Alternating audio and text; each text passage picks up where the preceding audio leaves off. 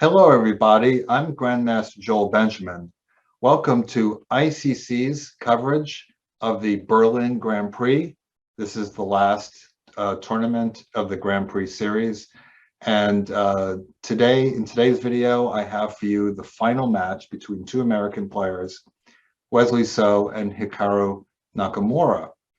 And so they start off with two full-length games. And as usual, if tied, moving on to tie breaks. So let's first take a look at game one with Wesley So playing white. And it's a Nimzo Indian.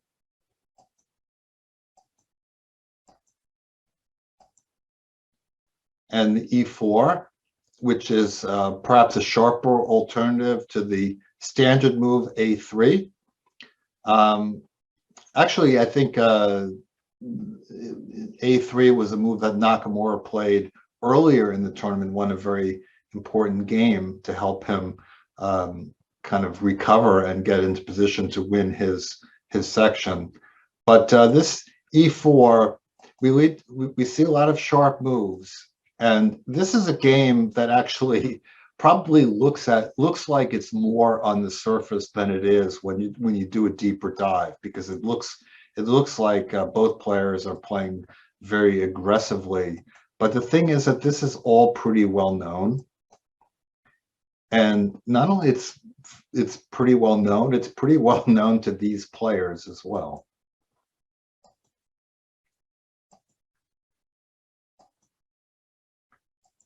And they in fact have played all of these moves before, and they've had this position against each other. And here Wesley So plays bishop E3. Sorry, he takes on D5, and after, now that white is castled, black needs to chop the knight to be able to take on D5 without the knight taking. Yeah, this is where he goes. He goes bishop E3, but he has previously played bishop takes E4, and the two players have actually contested this position. Bishop E4, and then E6.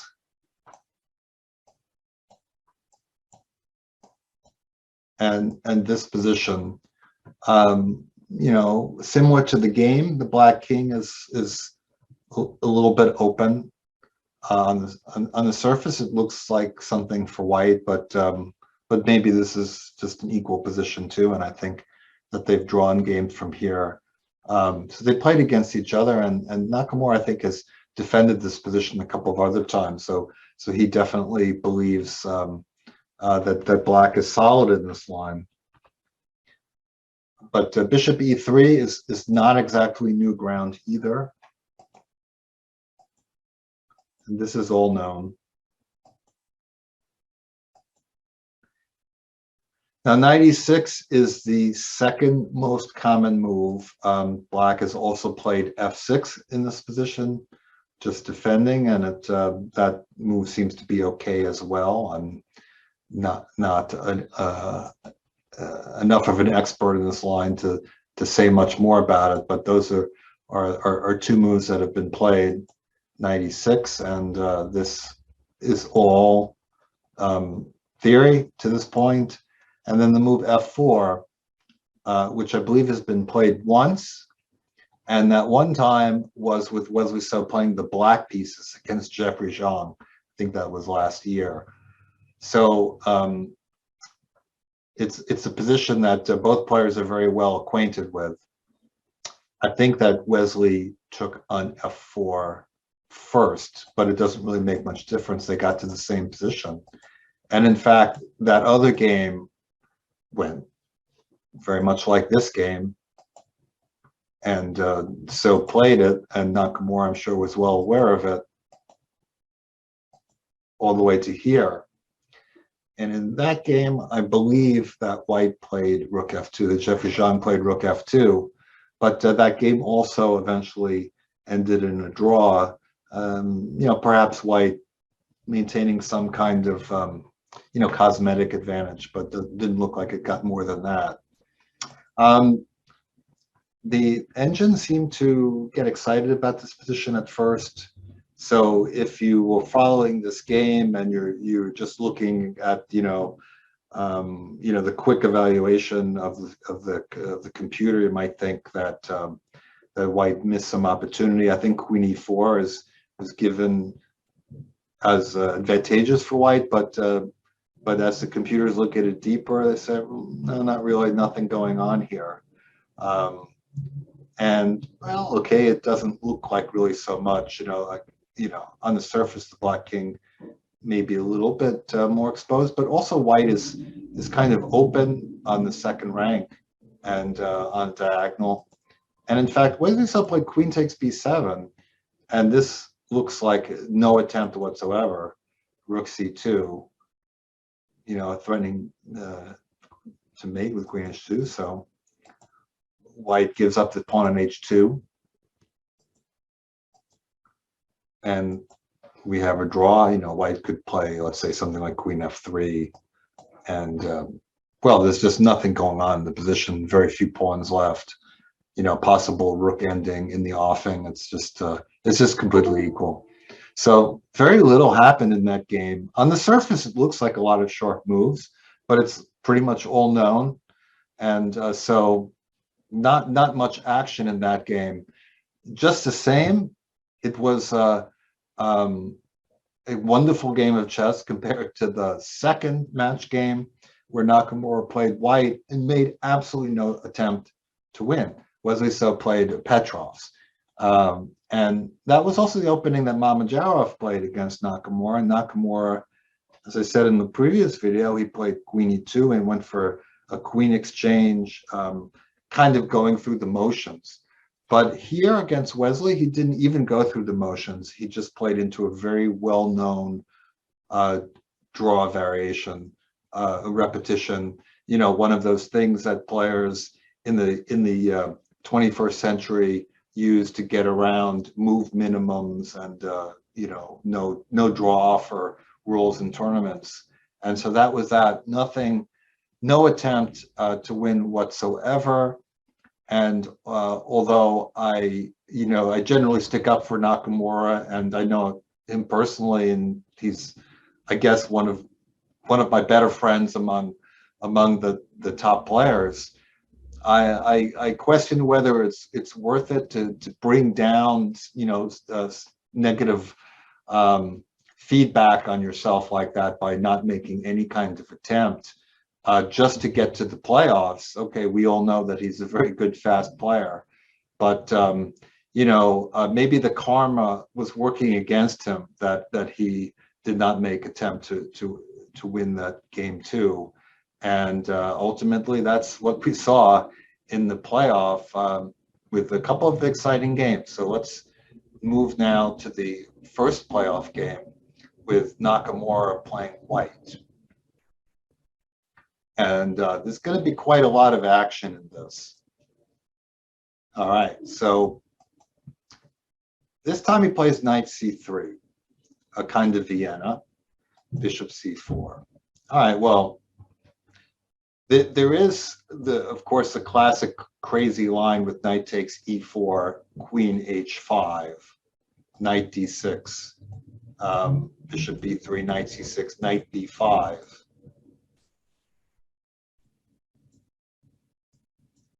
And very primitive play by white. Now queen e7 or queen f6, I forget which is the best, and sacrificing the rook in the corner, and it's just complete madness. That did not happen. Wesley so was not going for that. He just played normal chess, bishop c5, d3.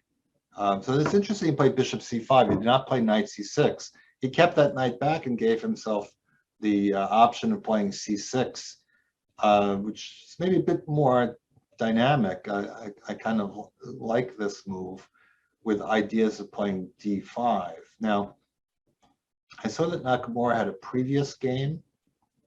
He played queen e2. The previous game he played bishop b3 against Ding, which does allow black to play d5. It's not necessarily that big a deal. But here he played queen e2, just to be different, I guess. and Wesley decided not to push d5. So the space gaining move b5 was interesting because now he can play against the bishop. And after thinking a bit, he played bishop g5, and well, it's hard to see really where Nakamura is going with that, because does he really want the bishop to come to h4? And so certainly could have provoked it right away. But first, he expanded on the queen side, and a4, making something happen a little bit, but probably it's more in Black's favor to make this happen. h6, and now Nakamura decides that he doesn't want to put the bishop on h4, so he goes bishop e3 and c3. So this is sort of normal moves, but it's all working out very well for Black because White is just a step slow. If Black made a silly move like bishop takes e3, bringing the knight to e3, then White could start getting things going. But he's just really a move behind. Queen c2, well, that's a little bit awkward. Black is getting on the b file, and White never really arranges this. Wesley plays aggressively, and now White has got lots of problems. Rook ed1 or rook ad1, either way, it's going to be some problems. D takes e4. Already there's a perfectly good way for Black Black can take on d3. Maybe it's less intuitive human-wise, but Black can grab those two pawns, give the two pieces for the rook, and grab the two pawns with this strong center. And this position is highly advantageous for Black. The white piece is not doing anything, and pawns coming through. But I think probably from a human standpoint, maybe d takes e4 is more clearly advantageous for Black. That's the key move. The bishop jumps in, and the e4 pawn is really kind of a goner. And just, queen a7, just getting out of the way of the knight, putting the queen on a good square where it does a lot of things. And the e4 pawn is going to go. White can't really consider to defend it with f3. Bishop e2 is a killer.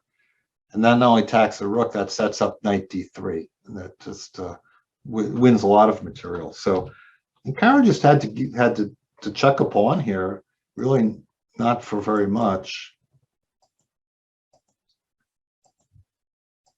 So rook f8 is defending f7, and yeah, that's a very coffee house situation. The one thing that Hikaru has going for him is that now it's a blitz game. It's no longer a rapid game, really. They don't have much time. And this is where Wesley starts to go horribly wrong. First with bishop e2. It's a position where just simple moves will do him very well. Rook b d8. Very nice idea, just to chase a knight away. Okay, the knight doesn't necessarily have to move. Knight c4. You can play e4. At least that knight didn't get to f5, as it did in the game. And this is a winning position for Black.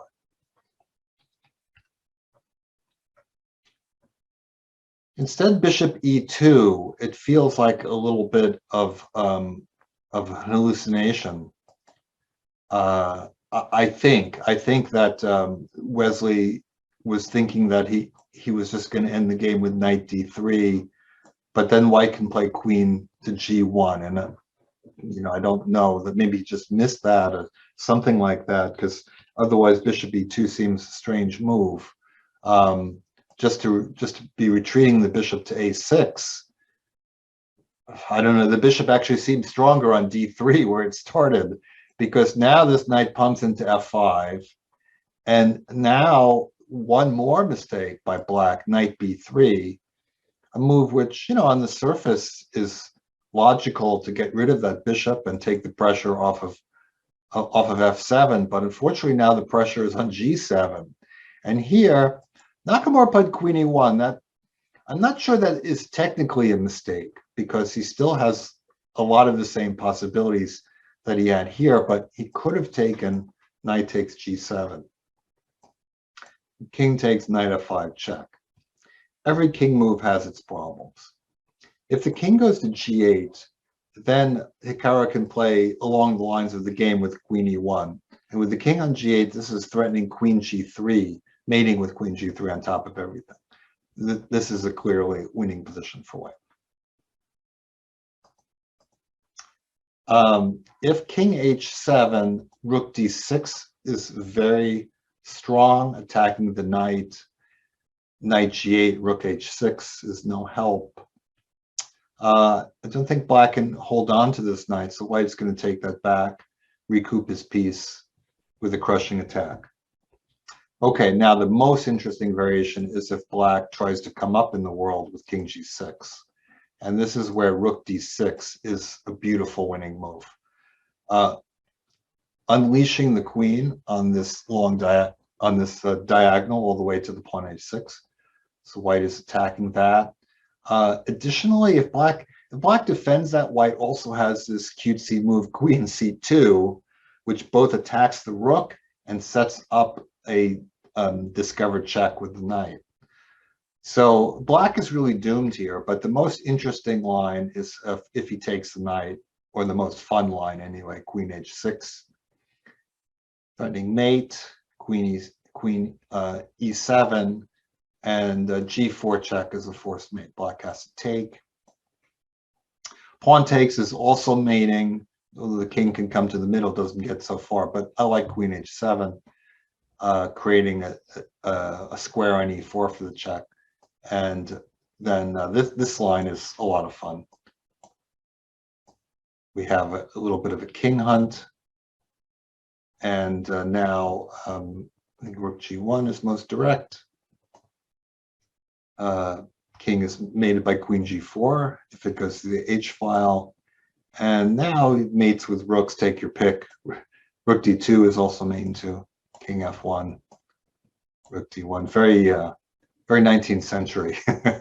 I mean, there would have been, gold coins across the internet if the game had ended like that, but it did not. Knight g7 didn't happen. And queen e1, maybe still good enough. I'm not sure what to suggest for black here. He played king h7, but now knight g7 is back on track. King takes. But Hikaru played the wrong move here. And again, it's knight f5 check. We've seen how the king can't go to g8 because of queen g3. But again, that rook d6 move, I think, in either case, rook d6, and that includes king g6, again, rook d6, with all kinds of threats. But let's look at king takes knight again, as nothing else works here. Queen h4. Yeah, this is another one of my favorite lines. It's a simple one, but it's a fun one. Yeah, smothered mate, queen g4. That would have been a nice end to the game too. He played queen takes e5, and I'm not sure what he missed. Queen b8.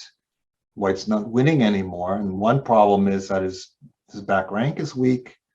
So maybe that's a finer point. He thought that he would be able to play rook d4, but rook b1, and that makes the rook retreat. So he plays h4, and he maintains a lot of compensation for the piece, but he's not winning anymore. And so he has this to get the piece back, but now Wesley gets a little bit of counterplay. First, he forces the pawn forward, and now rook e8, queen f6, and this very important check. The king is forced upwards because it comes back. Black can keep checking on e1 and e2, so the king has to go up, and now black can pin the knight, and he's able to escape into a drawable ending. It doesn't seem that white has any winning chances here.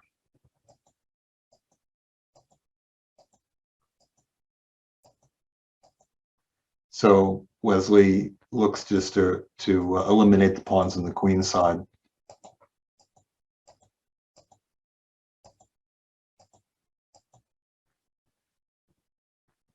White would not have any winning chances if he took on c3. Black could go and attack the pawn on f6 and take it.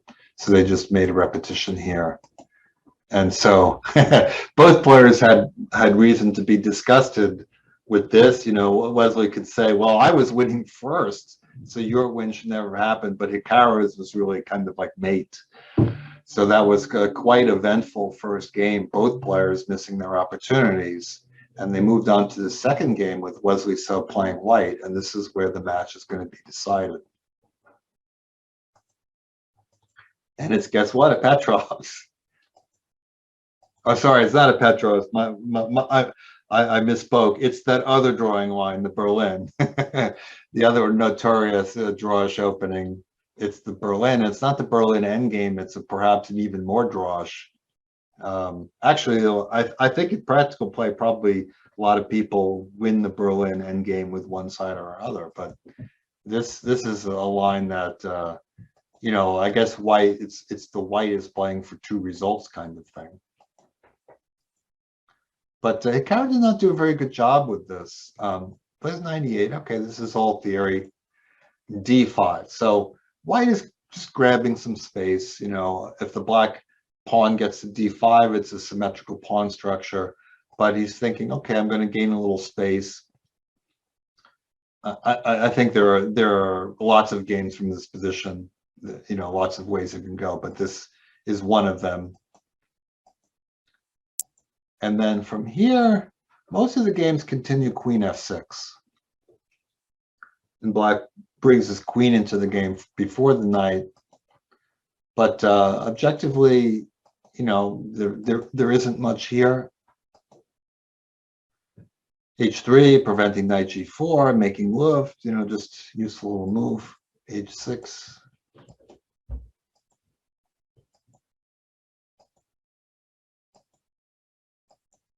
And this is an interesting moment because Hikaru takes with the knight, but I think he can take with the rook here. I got to believe it's for tactical reasons, but bishop takes h6 would not actually be that strong because black would be able to take the knight and play queen f5. And this gets black sufficient counterplay, attacking the bishop, attacking the pawn on d5. You have some knight e4 ideas as well, and this equalizes. So seeing that would have helped him a bit. Knight takes e8. I get the feeling that Hikaru always feels that he can draw these passive, these inferior positions that are inferior due to passivity, that he can hold on and get out, come back later. But this game he doesn't manage it. Queen d3, and that poses a question to the bishop, which way to go. Bishop b6. Maybe not the right one, I'm not sure, but it's still not dangerous yet for black. Knight e4. So white is playing against the bishop on b6, maybe being slightly out of the game, and also the fact that there are some pawns that are a little bit fixed on dark squares with dark square bishops. So just a little cosmetic advantage for white, but will it come to more than that? And here black can certainly take the knight. Now if queen takes e4, f5, black has an edge. So white has to take with the rook. Queen g5 he can play, and it's a position where black certainly has counterplay. The white is weakened the king side a little bit. But also the move played, he's again not in danger yet, knight d7. Knight g3 was an interesting call by Wesley So, allowing his pawns to be doubled. And Hikaru played g6. That was seems an unnecessary risk. The knight coming to f5 is not really as big a problem as a knight landing on f6 later. Here, knight e5 I think would have been a good move. It's not really a big deal for white to take that knight and win a pawn like that, because he's then the weakness of those doubled isolated d pawns comes to light, and I don't think white is really in a position to hold on to them. So that was the way to go. G6. And now he plays knight e5, but now white doesn't grab the pawn. He plays rook d1. And here, it's not that easy psychologically to play knight d7, but maybe that's just the best move. Come back and defend the f6 square. And white would play maybe f4 and set about squeezing, right? But after rook e8, now comes knight e4. King f8. Well, again, knight d7 was possible. He's trying to keep that knight active, but now this knight gets into f6. a4 kind of probing. This is an interesting moment because black has a lot of choice what to do with this bishop. Okay, he can play a6, but then a5 pushes the bishop out of play, and it's harder to get back into the game from a7 than from b6. a5 is not a very desirable move, putting up another pawn on dark squares. That's what Nakamura did. But it's interesting that the move he didn't play was c6. And this move is playable in this position because the bishop on b6 is defended. And so black could play c6 and try to get the bishop back into play that way. Instead, he plays a5, and then white, okay, churns away on the king side. Maybe he's going to play g5, and then knight is cemented into f6, and then black starts to worry about mating nets. How does he, sort that out on the king side? So it's kind of like, Hikaru was, worried about all these general problems and the squeeze and all that he just forgot about something very simple. Bishop takes knight, just winning on the spot. Rook takes allows immediate fork on d7. So pawn takes, but now d6, that just wins a piece. Very elementary mistake. Really, that's we talk about going out with a whimper. That's what it is, just losing a piece for nothing. And because of the import of the game, Nakamura keeps playing, but Wesley So has a ton of time on the clock, and he doesn't really come close to letting this get away. Okay, rook not coming in just yet, and it gives h4, but now he gets everything sorted out in the center. Rook coming into play. Naka doesn't really have much to hope for with that h-pawn, but keeps playing. Wesley surrounds it, and it's getting just a little bit tiny bit low on time, so he takes the opportunity to to repeat moves a couple of times. Now, if he takes an h3, black will go after the b pawn, and of course, white still wins that position with one pawn on one pawn. He's eventually, going to win. One way to do it would be just to attack it with both pieces and liquidate into a pawn ending. That's the way I would want to do it. But it's not even necessary. He's able to win the pawn for free. But again, he repeats the position a little bit, puts a little bit of time back on his clock, and rook f5. He's getting ready to take the pawn. Jack and king comes to g5, and they resigned without waiting, because white can just take on h3 or f7, either one and both, and he's already got an extra pawn and an extra knight. So very simple. So really fascinating tie-break match. The first game, bouncing back and forth, both players having the opportunity to win. And the second game, Nakamura trying to defend not particularly well, a slight disadvantage, and then horrible blunder ending the match. So Wesley So is the winner of the Berlin Grand Prix, but he still comes up a little bit short of both Nakamura and Richard Report, who had, I guess, Report had already clinched, and Nakamura clinched midway through the tournament by having, two good Grand Prix results, and so Nakamura and Report have a automatic spot now in the candidates.